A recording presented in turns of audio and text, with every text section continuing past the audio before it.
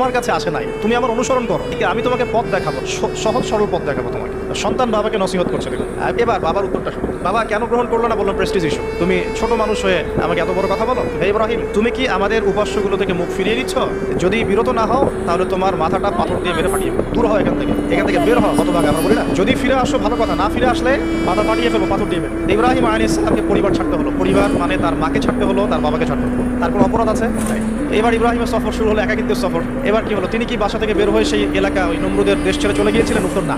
প্রথমে তিনি চলে যান না। প্রথমে তিনি ওই সমাজেই থেকেছেন, থেকে দাওয়াত দেওয়ার চেষ্টা করেছেন। সমাজের মানুষ যখন নির্যাতন নিপীড়ন করছেন, তিনি কি শুরুতেই সমাজ ছেড়ে বের হয়ে চলে গেছেন? না, 13 বছর দাওয়াত দিয়েছেন। তো ইব্রাহিম আলাইহিস সালাম সমাজের মানুষকে দাওয়াত দেন। কিভাবে দেন? কোরআনে এভাবে ভাষা আসছে। তার বাবাকে এবং তার কওমকে বললেন, তোমরা এইসব কি মূর্তির উপাসনা করো, এদের চারপাশে ঘুরতে থাকো। তো তারা বলে যে আমরা আমাদের বাপ দাদাদেরকে দেখেছি এইভাবেই করতে। তাদের রেফারেন্স কিন্তু এটাই ছিল। তো ইব্রাহিম আলাইহিস সালাম বলছেন যে আসলে কি সে শুনতে পারে, আসলে কি সে দেখতে পারে, আসলে কি সে তোমার উপকার করতে পারে? তাদের কিন্তু কিছু বলার নাই এখানে। ইব্রাহিম